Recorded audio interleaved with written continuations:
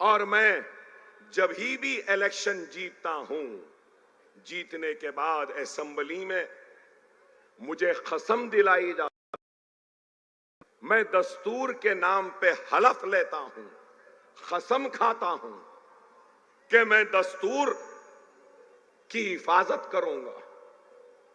और मेरी कसम मुझसे कहती है कि मैं बहैसियत एक एमएलए, मेरा सबसे पहली अगर कोई जिम्मेदारी है तो वो जिम्मेदारी ये है कि जो पिछड़ा हुआ है, जो कमजोर है, जो पीछे है, उसको आगे बढ़ा कर लेकर आऊं। आज लोग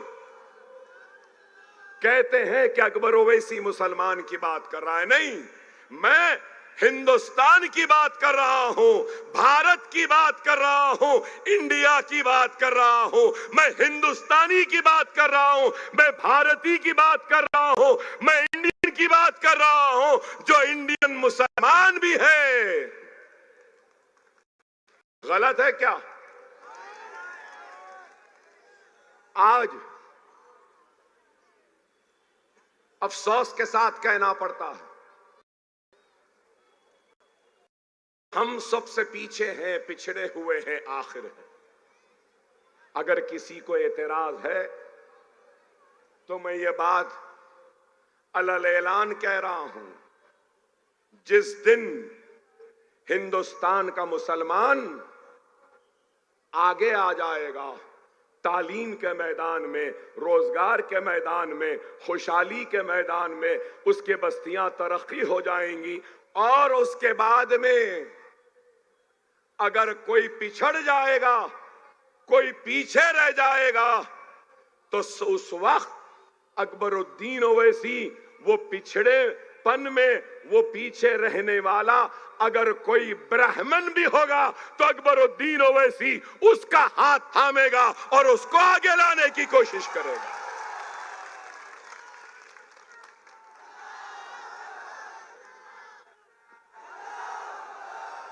मैं मुसलमान हूं,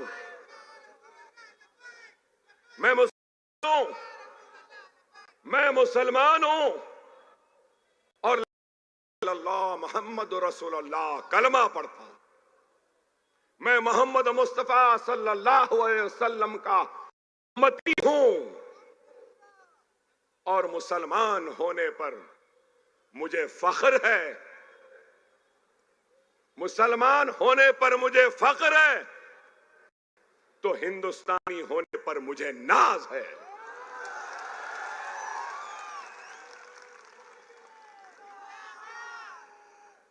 ये मुल्क हर किसी का बराबर का है, लेकिन आज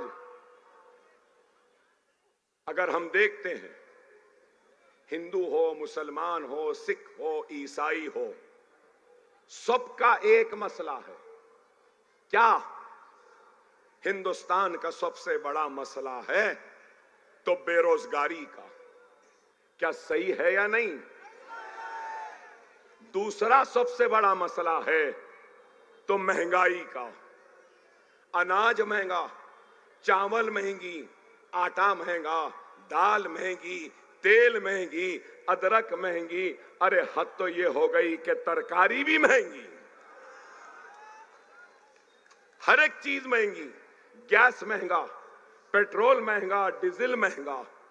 महंगाई सबका मसला है, बेरोजगारी सबका मसला है। हिंदुस्तान की इकोनॉमी, मईशत कमजोर, ये हमारी मईशत को मुस्तहकम करना है। रुपया गिर रहा है, डॉलर बढ़ रहा है। आपको याद होगा, यहां मीडिया के भाई हैं, इनको भी याद होगा, 10 साल पहले नरेंद्र मोदी ने एक मजाक किया था, तंज किया था और कहा था, मिस्टर मनमोहन सिंह, आपकी उम्र के बराबर डॉलर हो रहा है। याद होगा आप? जिस वक्त नरेंद्र मोदी वजीर आजम बने, उस वक्त डॉलर कितना था? $1 $50 ₹59.44। कितना? 10 साल पहले 59 रुपीस 44 पैसा। और आज नरेंद्र मोदी के उम्र से भी ज्यादा हो गया।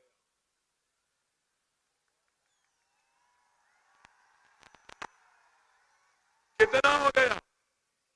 84 रुपीस 38 पैसा। आप बताओ, क्या ये मुल्क का मसला नहीं? हमारे हुक्मरानों की नाहेली, उनकी कमजोरी का नतीजा है कि रुपया गिर रहा है, डॉलर उठ रहा है, और मोदी कह रहे हैं कि सबका साथ, सबका विकास, सबका विश्वास।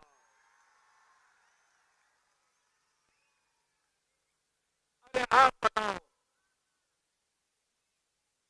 अरे तुम हिंदुस्तानियों को छोड़ दो, पहले हिंदुस्तान के रुपये को विश्वास दिला दो, वही काम, वो भी नहीं दिला।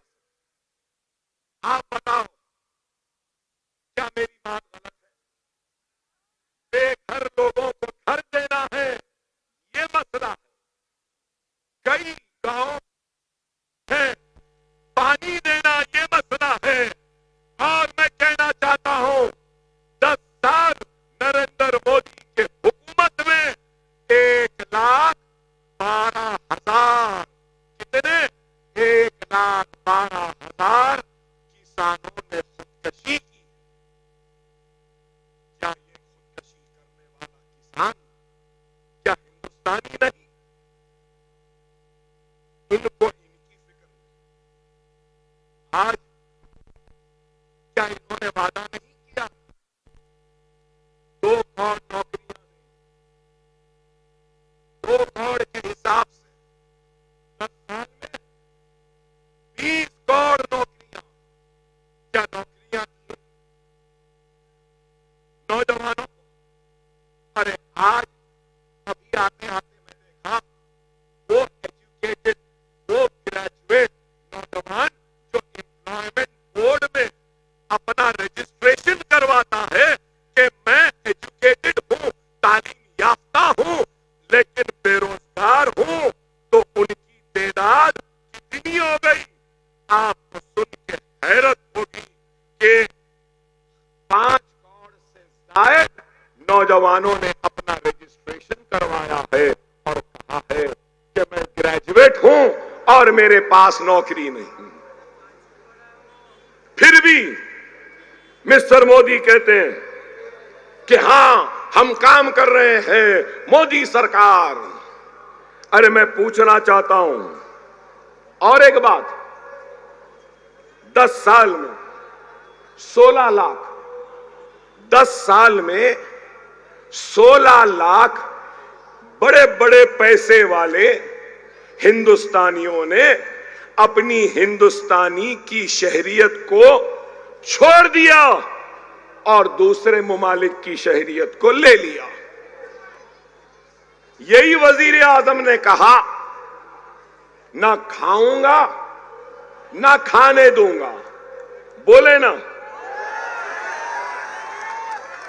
एक तरफ 1,12,000 किसान मर रहा है, कर रहा, कर्ज में डूबा हुआ है और उसकी फसल तबाह है, तो हिंदुस्तान के वजीर आजम के पास इस खुदकशी करने वाले किसान को पैसा देने के लिए पैसा नहीं है। लेकिन 28, सुनो, 28 बड़े बड़े बिजनेसमैन, मेहुल चोकसी, विजय माल्या और कई ऐसे बड़े बड़े बिजनेसमैन बैंक से पैसा उठाए और मुल्क से बाहर भाग गए। मुल्क का कितना पैसा डुबाकर और लेकर भाग गए, आपको सुन के हैरत होगी कि 1,40,000 करोड़ रुपया लेकर भाग गए। क्या हुक्मरान? सरहदें महफूज हैं, चाइना घुस रहा है, हमारे चेक पॉइंट्स पर आ रहा है। क्या कर रहे हैं? फिर बातें बड़ी बड़ी।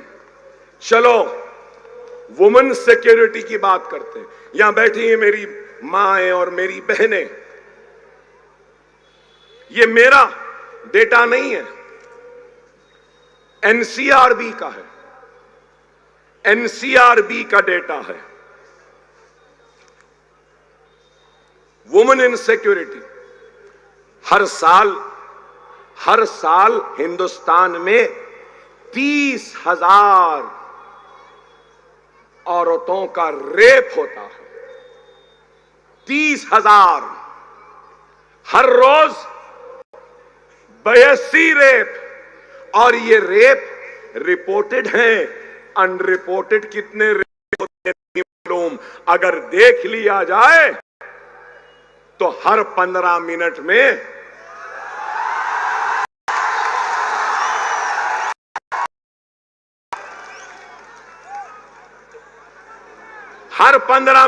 एक रेप होता है। हर 15 मिनट में एक औरत का रेप हो रहा है।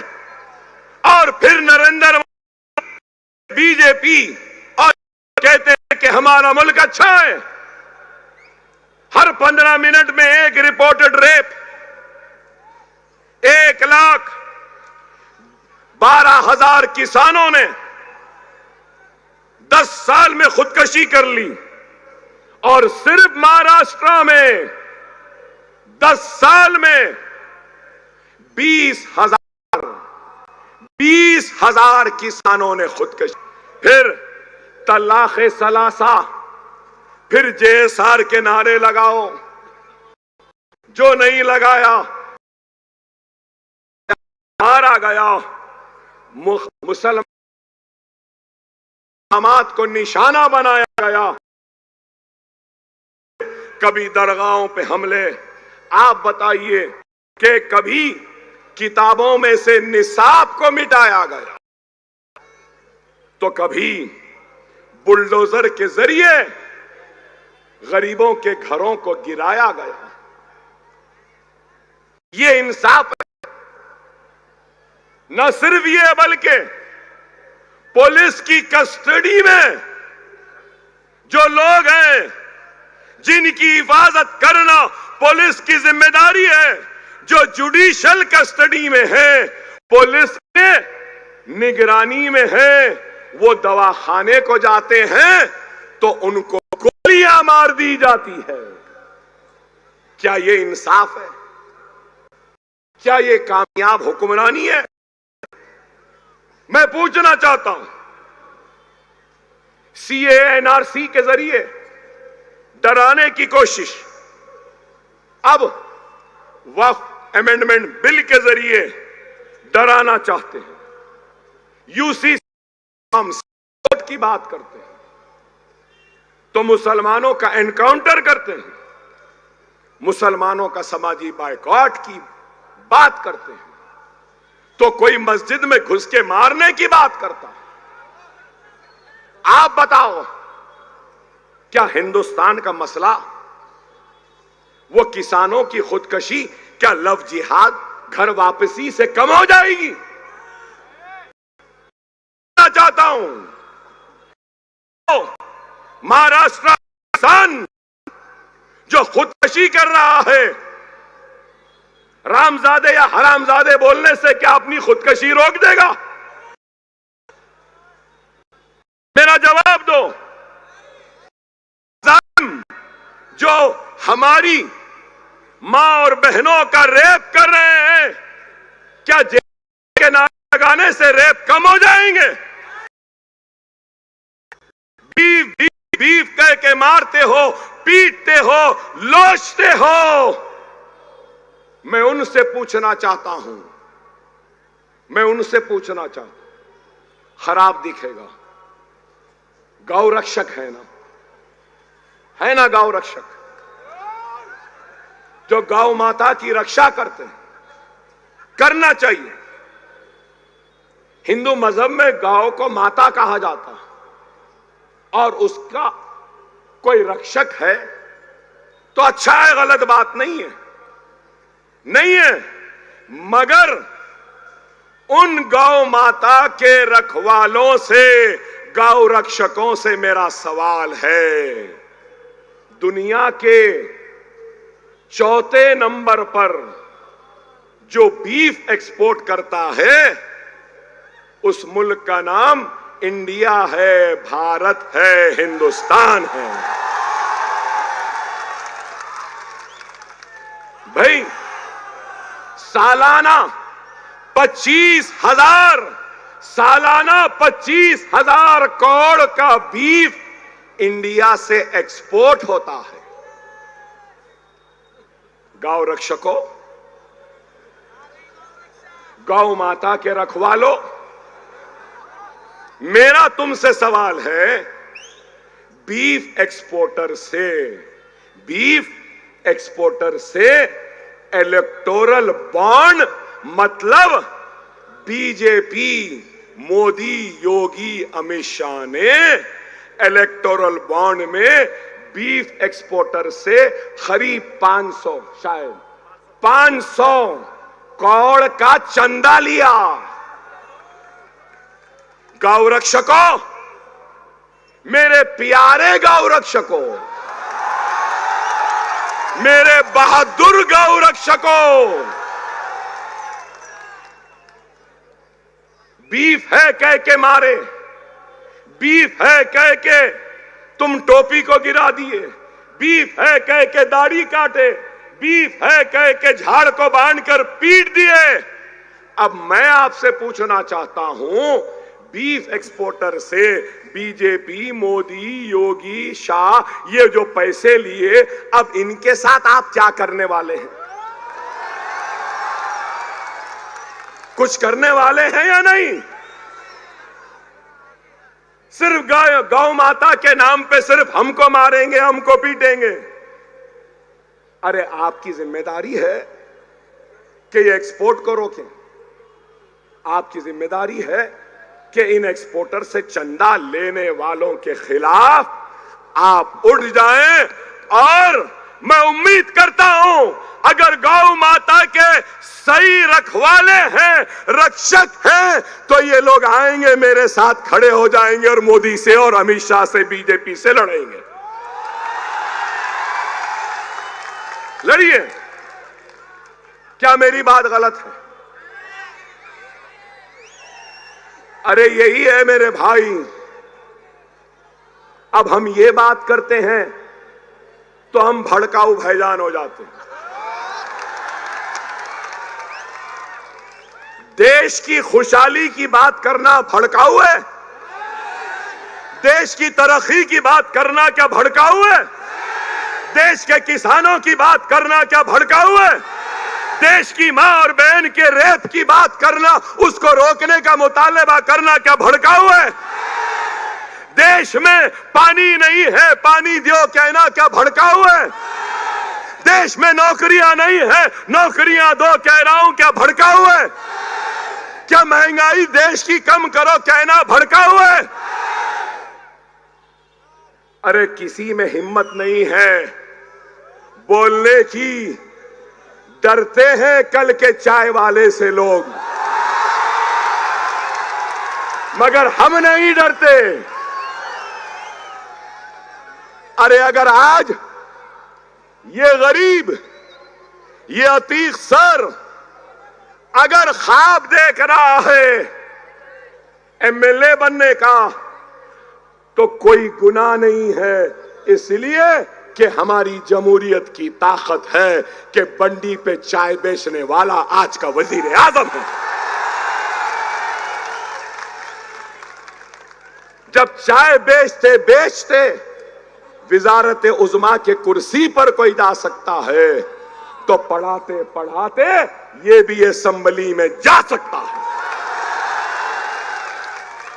ये हमारी जमहूरियत की ताकत है।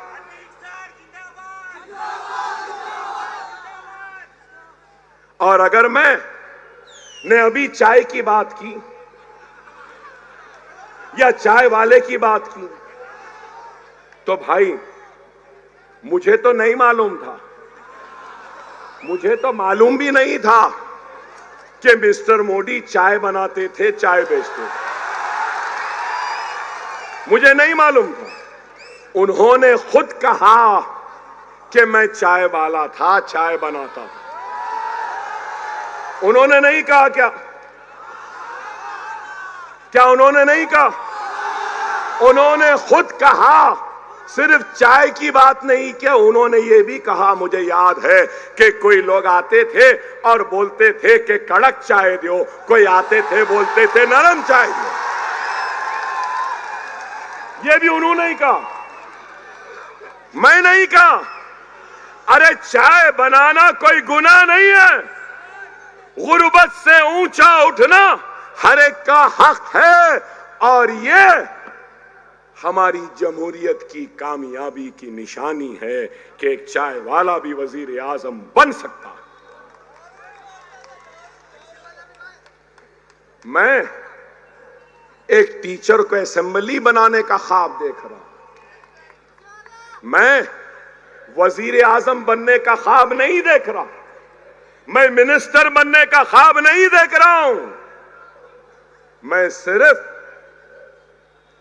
एक दवाखाने की चपरासी की नौकरी का ख्वाब देख रहा हूं। मैं कोई एमपी बनने का या हिंदुस्तान के वजीर दाखिला बनने का ख्वाब नहीं देख रहा हूं। मैं सिर्फ मेरी जरूरत के वक्त एक साफ सुथरा अच्छा टॉयलेट का ख्वाब देख रहा हूं। मैं सिर्फ अपने बच्चों को पढ़ाने के लिए स्कूल का ख्वाब देख रहा हूं। मैं अपने बच्चों की तालीम के लिए कॉलेज का ख्वाब देख रहा हूं। मैं ऐसे मैदान चाहता हूं जहां मेरे बच्चे खेलें, कूदें और अजहरुद्दीन बने, विराट कोहली बने, सानिया मिर्जा बने या सानिया नेहवाल बने। मैं ये ख्वाब देख रहा हूं। क्या ये ख्वाब देखना गुनाह है? क्या ये ख्वाब देखना गलत है? अरे आज आपको हमको गौर व फिक्र करना है। यहां कई लोग होंगे जो सोच रहे होंगे कि अकबर ओवैसी यहां क्या कर रहा, क्यों आया। मेरे भाई,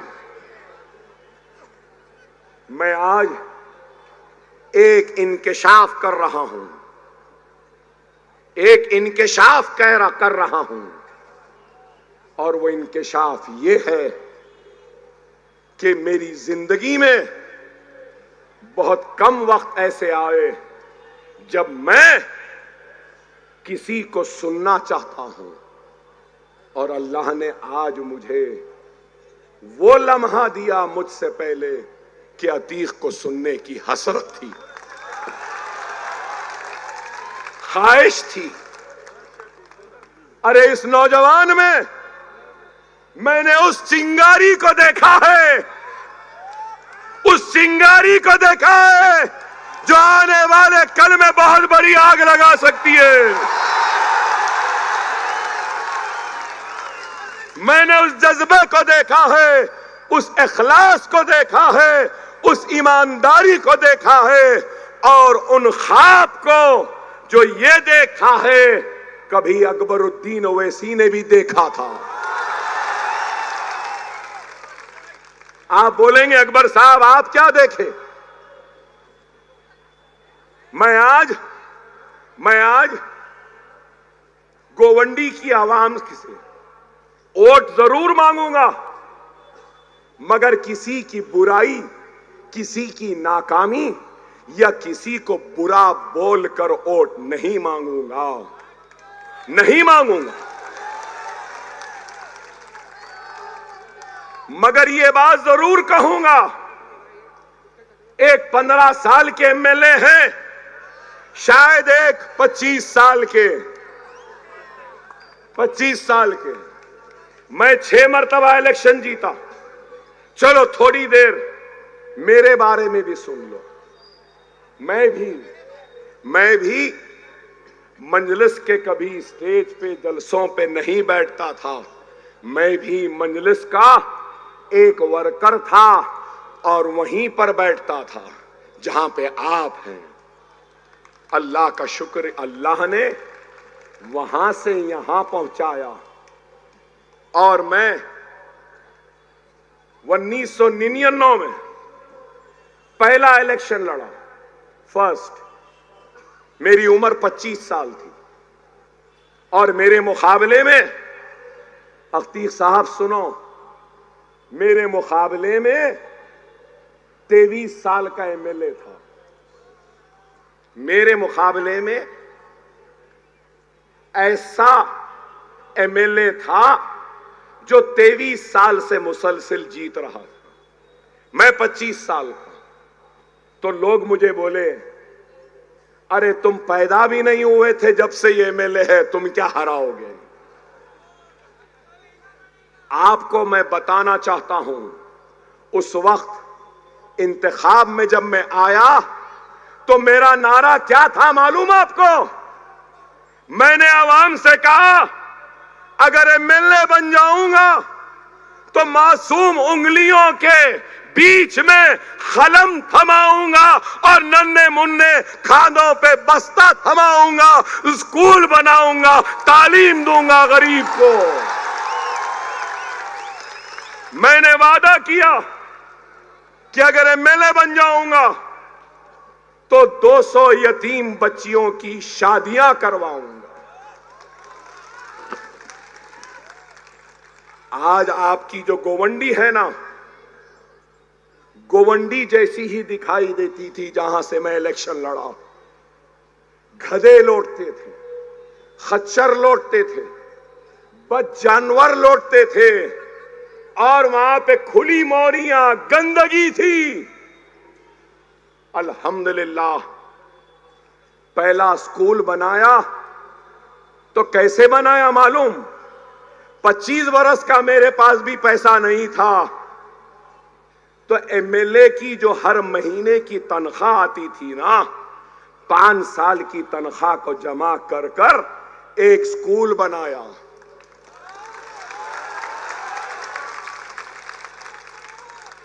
और स्कूल बनाने के बाद मसाजिदों से लोगों के घरों पे जाके दस्तक देता था, फ्री स्कूल है, फ्री स्कूल है, बच्चों को भेज दो, पढ़ा दो। तो आप यकीन मानो कि मस्जिदों से ऐलान घरों में जाके दस्तक देता था तो कोई अपने बच्चों को भेजने तैयार नहीं थे। आज एक नहीं, 2 नहीं, 3 नहीं, 4 नहीं, 5 नहीं, 6 नहीं, 7 नहीं, 8 नहीं, 9 नहीं, 10 स्कूल है मेरे अपने जो मैं खुद चलाता हूं। और इन स्कूलों में 25,000 बच्चे पढ़ रहे हैं। कितने? 25,000। अरे गौर करो मेरे भाई, अगर नीयतें होती हैं ना तो अल्लाह गैब से मदद करता। मुझे खुद भी नहीं मालूम था कि मैं इतने स्कूल बनाऊंगा, मगर आज 25,000 बच्चे। यहां बैठी है मेरी मां और बहनें, आप लोगों से कहूंगा, मेरे हलके में हैदराबाद में 2.5 लाख औरतों को मैंने वोकेशनल में ट्रेनिंग दी है। मोमबत्ती, अगरबत्ती, papad, beauty parlour, sewing, fashion designing, spoken English, computer courses, mehndi designing, 2.5 lakh खवातीन को मैंने अब तक ट्रेन किया है। अल्हम्दुलिल्लाह 4 जूनियर कॉलेज भी है मेरे, 4 जूनियर कॉलेज हैं। आइंदा साल 2 डिग्री कॉलेज भी शुरू हो रहे हैं मेरे अपने। और सुनिए अतीक सर, और सुनिए, 10th की ट्यूशन फ्री, इंटरमीडिएट की ट्यूशन फ्री, डिग्री इकोनॉमिक्स की ट्यूशन फ्री, डिग्री कॉमर्स की ट्यूशन फ्री, और फिर इंजीनियरिंग की ट्यूशन फ्री, और जीएसटी की ट्रेनिंग फ्री, आइल्स की ट्रेनिंग फ्री, जीमैट की ट्रेनिंग फ्री, सैट की ट्रेनिंग फ्री। 40,000 बच्चों को फ्री ट्रेनिंग और ट्यूशन दे रहा हूं हर साल। ये औरतें बैठी हैं जो सुइंग और फैशन डिजाइनिंग का कोर्स करते हैं, 3 महीने का कोर्स है। 3 महीने का कोर्स खत्म हुआ, सर्टिफिकेट के साथ एक सिलाई मशीन भी देता हूं।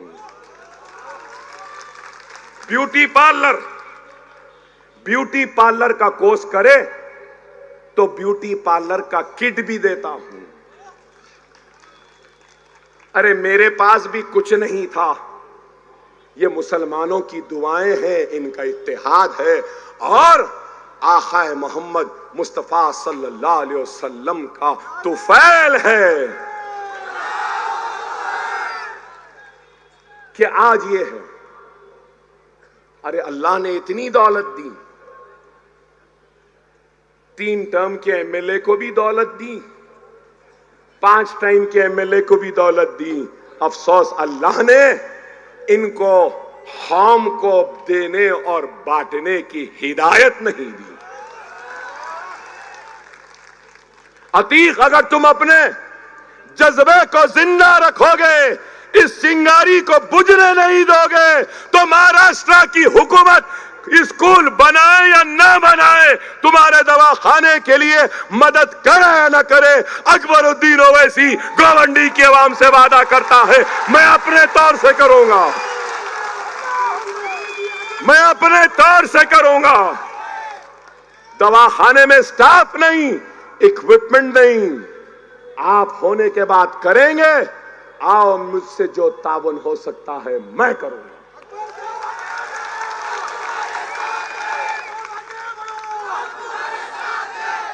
दस स्कूल हैदराबाद में बने, इंशाअल्लाह अतीक जीत जाएगा तो अकबर ओवैसी का 11वां स्कूल गोवंडी में बनेगा। हम बनाएंगे। अरे हम सिर्फ बातें नहीं करते, बता दो कौन है हिंदुस्तान में मोदी पढ़ा रहा है एक बच्चे को अपनी जेब से? अरे पढ़ा भी रहे हैं तो टैक्स पेयर के सरकारी पैसों से। अगर कुछ दे रहे हैं तो अपने बाप का नहीं दे रहे हैं, हमारा पैसा है जो दे रहे हैं। हमारे दवाखाने भी है, मालूम आपको, एक 2000 बिस्तर का और एक 1500 बिस्तर का, मालूम आपको। डिलीवरी फ्री होती है हमारे पास, ऑपरेशन से बच्चा 6000 में, डायलिसिस 500 रुपये में, आंखों का मोतिया का लेंस के साथ operation free, general ward free, 3 time के खाने के साथ फ्री। क्या किसी एक लीडर ने ऐसा काम किया?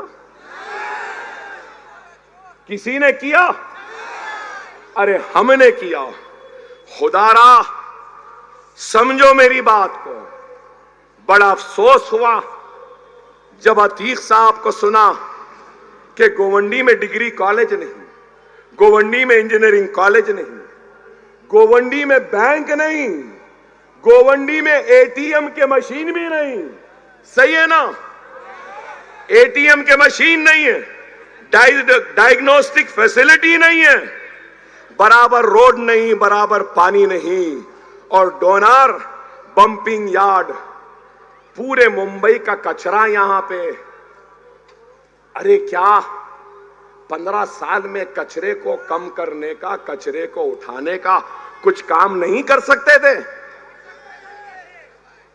कर सकते थे, बशर्त ये कि जज्बा होना था, नीयत होनी थी, ईमानदारी होनी थी। अपने जेबों को भरने से फुर्सत नहीं मिली, इसलिए यहां लाके बंबई का कचरा फेंकते रहे। और मैं गलत नहीं तो ये लोग का भी इसमें परसेंटेज है। अरे ये कचरे का भी इस्तेमाल हो सकता है, एनर्जी बनाई जा सकती है। और आपको शायद नहीं मालूम, ये कचरे से किसानों की खाद भी बनती है, किसानों का मिनरल भी बनता है। इस्तेमाल कर सकते, लेकिन नहीं, इनको सिर्फ अपने जेबों को भरने की जरूरत है। देखिए, मैंने इतना काम किया ना, मैं हर मर्तबा क्या सोचता हूं मालूम आपको, किस फिक्र में रहता हूं मालूम, कि इतना काम किया, अब 50 बरस का हूं, मैं बीमार हूं, मुझे 3 गोलियां मारी गई थी, 70 मर्तबा चाकुओं से मारा गया, कुड़ाड़ी से, तलवार से ये हाथ तो मेरा खुलता ही नहीं है, अंतड़ियां नहीं, गुर्दे खराब। मेरी एक ही फिक्र रहती है कि मैं जिंदगी में इतना तो कर दिया, मेरे मरने के बाद मेरे इस काम का क्या होगा, ये मेरी फिक्र है। मगर मैं गोवंडी वालों से कह रहा हूं, मैं किसी को बुरा नहीं कहूंगा। हर किसी ने कुछ किया होगा, कुछ अच्छा किया होगा, कुछ बुरा किया होगा, या नहीं किया होगा या किया होगा, मुझसे बेहतर आप जानते हैं। लेकिन एक 70 बरस की उम्र में है तो एक 70 बरस के करीब में है। अब आप बोलो, खबरस्तान खबर का रास्ता कब आ जाए नहीं मालूम। अच्छा कर लिए ना 70 बरस तक, अब इबादत करो, अल्लाह अल्लाह करो, तौबा तौबा करो, माफी मांगो, नौजवानों के हाथों में दे दो, नौजवान इस गोवंडी को आगे ले जाएगा।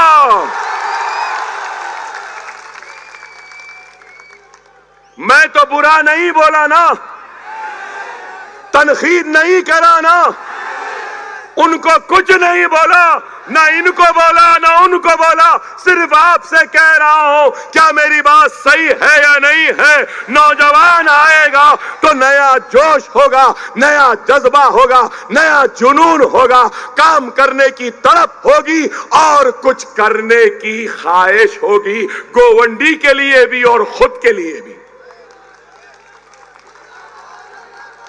इसलिए कह रहा हूं, मैं जानता हूं आप लोग कुछ और सुनने आए थे,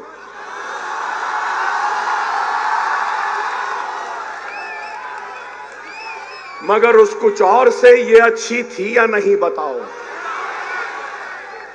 अरे मेरे भाई, फर तकरीर करना आसान है, उसका जादू तो अकबरुद्दीन ओवैसी को आता है, अपने अल्फाज के जादू में बहाकर ले जाना भी आता है। लेकिन मैं सिर्फ तकरीर नहीं करता हूं, मैं अमली तौर पे भी काम करता हूं और उस काम को आप तक पहुंचाना चाहता हूं। वो काम जो हमने हैदराबाद में शुरू किया, उस काम को हिंदुस्तान के कोने कोने में पहुंचाना चाहता हूं। खुदारा वक्त की नजाकत को समझो, हर किसी की आवाज है, हर किसी की आवाज है, हमारी आवाज नहीं। आओ अपनी आवाज लाओ, दियानतदार आवाज को पैदा करो। आज शिवसेना के 2 टुकड़े हैं, उद्धव सेना, शिंदे सेना। एनसीपी के 2 टुकड़े, एनसीपी के 2 टुकड़े हैं, शरद पवार, अजीत पवार।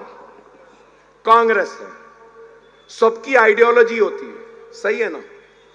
अमेरिका में इलेक्शन हुआ, रिपब्लिकन डेमोक्रेट्स, सही है ना। और यहां पे बीजेपी हो, आरएसएस हो या फिर उद्धव ठाकरे हो, ये किसकी आइडियोलॉजी को मानते हैं? हिंदुत्व की आइडियोलॉजी, वीर सावरकर की। सही है या गलत? वीर सावरकर की आइडियोलॉजी को मानते हैं ना, और गोलवालकर को मानते हैं ना, सही है ना? अब सवाल इस बात का है कि कांग्रेस किसको मानती है? तो कांग्रेस बोलेगी हम गांधी को मानते हैं। तो सवाल यह है कि गांधी सावरकर से कैसे मिल गया? क्या क्या क्या राहुल गांधी, सोनिया गांधी, प्रियंका गांधी वीर सावरकर की तारीफ कर सकते हैं? क्या राहुल गांधी, सोनिया गांधी बाल ठाकरे की तारीफ और खसीदा पढ़ सकते हैं? क्या उद्धव ठाकरे वीर सावरकर को छोड़कर गांधी को मान सकते हैं? अरे ये तो गोडसे को मानने वाले हैं। तो फिर ये लोग कैसे एक हो गए? आइडियोलॉजी कहां है? ना खाऊंगा ना खाने दूंगा। अजीत पवार हजारों करोड़ खा के हजम करके जेब में रख के निकल गए, आपसे मिल गए तो ये ईमानदार हो गए।